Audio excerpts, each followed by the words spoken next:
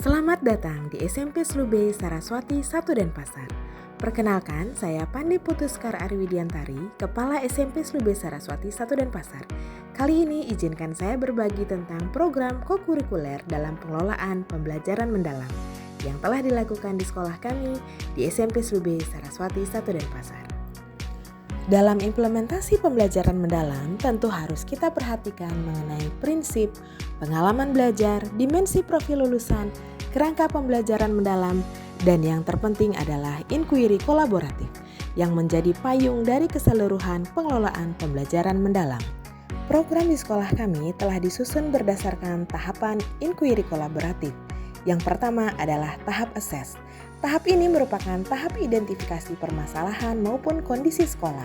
Dalam tahap ini yang telah kami lakukan adalah beberapa kegiatan, seperti analisis rapot pendidikan yang didampingi oleh pengawas sekolah kami, kemudian diskusi antara guru dan tendik untuk mengetahui bagaimana kondisi peserta didik di sekolah kami, termasuk juga kami menerima saran dan masukan yang disampaikan oleh komite dan orang tua siswa melalui kegiatan pertemuan dengan orang tua siswa.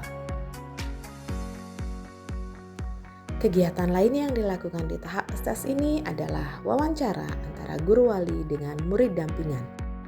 Setelah mengetahui kondisi sekolah, kami kemudian melakukan analisis dan menentukan program kokurikuler yang sesuai. Akhirnya kita masuk pada tahap desain atau perancangan. Program kokurikuler yang kami rancang dengan tema kearifan lokal diberi nama Bahasa Genep, berupa pembelajaran kolaboratif antar mapel. Dalam tahap desain ini, kami membicarakan mengenai SK-Tim, program kokurikuler, panduan untuk murid dan guru. Semua pihak, guru, tendik, dan juga kepala sekolah terlibat dalam penyusunan ataupun perencanaannya. Setelah semua perencanaan matang, kami melanjutkan pada tahap implement atau pelaksanaan program. Pembelajaran kolaboratif lintas mapel ini merupakan penguatan dari pelajaran intrakurikuler, sehingga dalam pelaksanaannya ada beberapa aktivitas yang merupakan penguatan dari pembelajaran di kelas disertai dengan pembiasaan. Pembiasaan yang dilakukan antara lain adalah bening damaran, belajar hening, damai berkesadaran, dan tidak lupa penguatan 7 kebiasaan anak Indonesia hebat, diantaranya adalah olahraga berupa senam pagi yang diikuti oleh siswa dan juga guru mata pelajaran.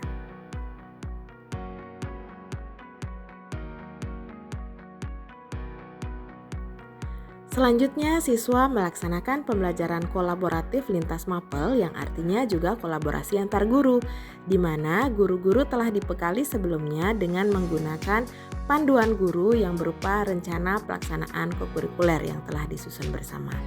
Dalam pembelajaran kolaboratif ini, murid ditantang untuk melakukan suatu proyek yang merupakan proyek penggabungan atau kolaborasi antar beberapa mata pelajaran. Kolaborasi mata pelajaran IPA, IPS, Bahasa Indonesia, Informatika, Matematika, dan juga seni rupa.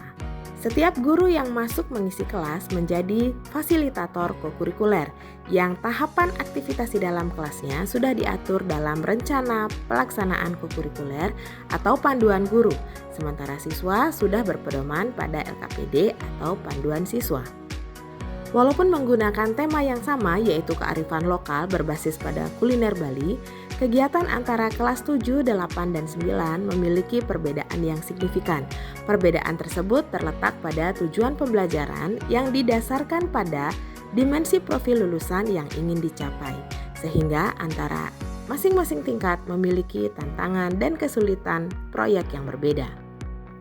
Terkait pengalaman belajar, kegiatan kokurikuler ini merupakan salah satu bentuk dari pengalaman mengaplikasi karena beberapa pengetahuan yang telah dipahami siswa lewat pelajaran di kelas diaplikasikan langsung dalam momen atau kegiatan yang berbeda yang menuntut ingatan maupun pemahaman sebelumnya. Selain pembelajaran klasikal di kelas, bentuk lain dari kegiatan kokurikuler ini adalah menghadirkan narasumber tamu yang memberikan informasi langsung pada murid. Selain itu, semua aktivitas murid ditulis dalam jurnal kokurikuler yang selanjutnya akan dinilai sebagai penilaian atau asesmen formatif. Penilaian sumatif dilakukan melalui penilaian produk berupa mading yang setiap angkatan, konten atau isi madingnya berbeda-beda tergantung tujuan pembelajaran kolaboratifnya. Selain itu, aksi nyata berupa kegiatan memasak juga merupakan aktivitas yang dinilai sebagai penilaian sumatif. Berikut adalah cuplikan kegiatan aksi memasak anak-anak di SMP Stubi Saraswati 1 Denpasar ketika kegiatan kokurikuler.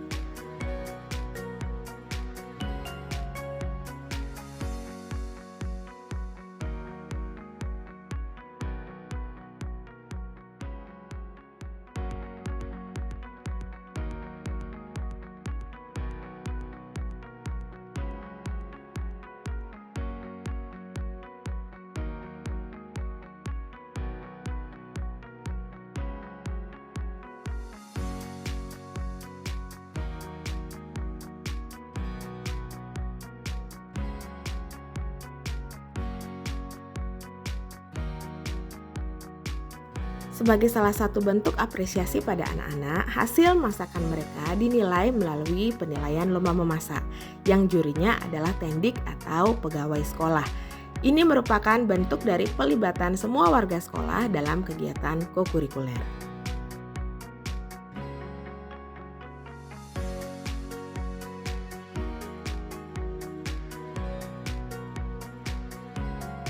Setelah lomba memasak, anak-anak diajak bertanggung jawab untuk membersihkan kembali kelasnya. Untuk hal ini, sekolah menyelenggarakan lomba kebersihan kelas setelah memasak. Lagi-lagi, teman-teman tendik yaitu pegawai sekolah dari tim kebersihan dan keamanan diminta untuk menjadi juri dalam lomba kebersihan kelas ini. Kembali, kolaborasi antar semua warga sekolah merupakan tujuan utama dari penyelenggaraan kegiatan dengan basis pembelajaran mendalam ini.